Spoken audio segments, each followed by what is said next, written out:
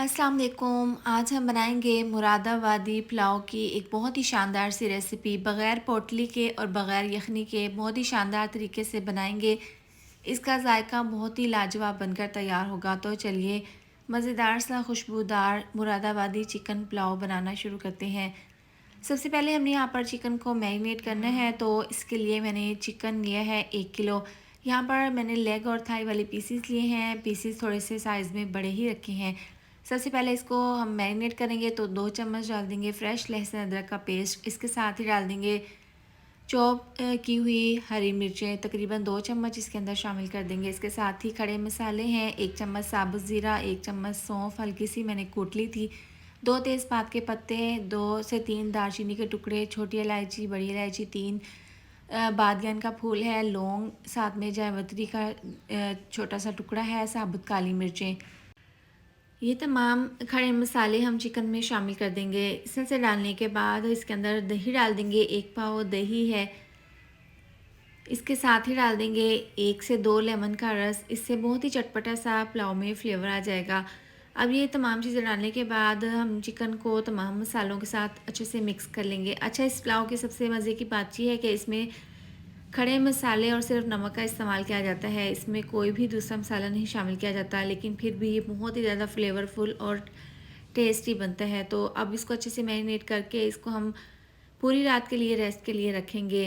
अगर आपको जल्दी है तो आप 2 घंटे के लिए भी रख सकते हैं। अब पतीले में डाल देंगे हम 1 कप ऑयल। इसके अंदर डाल देंगे प्याज।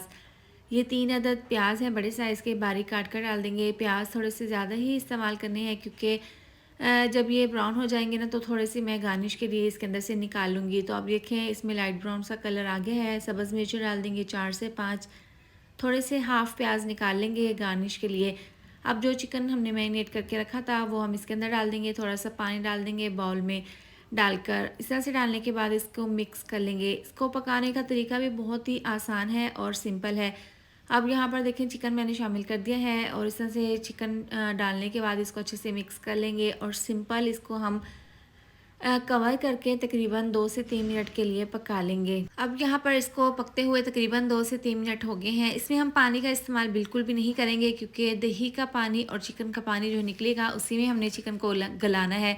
तो मैरिनेट करते वक्त हमने नमक का इस्तेमाल नहीं किया था। अब 2 चम्मच भरकर इसके अंदर हम नमक शामिल कर देंगे। अच्छे से इसको मिला देंगे और इसको कवर करके मीडियम आंच पर तकरीबन चिकन को गलाने के लिए हम 10 से 12 मिनट के लिए इसको पकने के लिए रखेंगे कवर करके। 12 मिनट के बाद ढक्कन खोलकर हम चेक कर लेते हैं। पानी इसमें जितना भी था वो ड्राई हो गया है। चिकन हमारे यहाँ पर बहुत अच्छे से गल चुका है। मसाले ने ऑयल भी छोड़ दिया है। तो इस पॉइंट पर हम इसके अंदर शामिल कर देंगे पानी।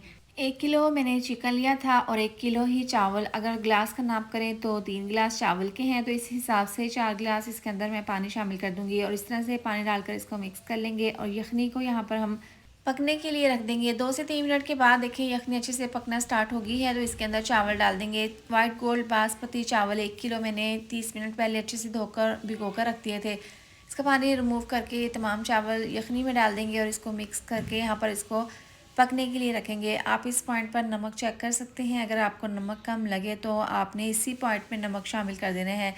इसको कवर करके पकाएंगे इतना कि इसका पानी ड्राई हो जाए। तो यहाँ पर तकरीबन 7 से 8 मिनट लगे हैं। इसका पानी देखिए चावलों का बिल्कुल ड्राई हो गया है, यखनी बिल्कुल खुश्क हो गई है। इस पॉइंट पर इसको दम लगाना है। तो फ्राई किए हुए प्याज, बारीक कटा हुआ धनिया इसके ऊपर रख देंगे। 2 से 3 चम्मच डाल देंगे देसी घी।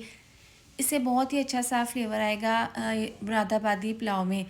ये डालने के बाद ऑरेंज फूड कलर डाल देंगे अच्छे से कलर के लिए।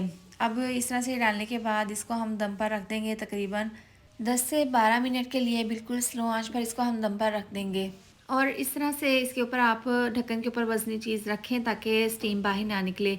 तो माशाल्लाह से 12 मिनट के बाद हमने पुलाव का ढक्कन खोलकर इसको चेक कर लिया है। आप इसकी फ़ाइनल लुक चेक कर सकते हैं। एक एक दाने में फ्लेवर है, बहुत ही जायकेदार ये मुरादाबादी पुलाव बनकर तैयार हुआ है। इसकी बहुत ही आसान सी रेसिपी है, एक बार ज़रूर ट्राई करें। इसके साथ ही अगर आपको मेरी वाली रेसिपी पसंद आई हो तो वीडियो को लाइक और शेयर कर दें, साथ में चैनल को भी सब्सक्राइब कर दें। मिलते हैं नेक्स्ट वीडियो में। अपना बहुत सारा ख्याल रखें। अल्लाह हाफिज़।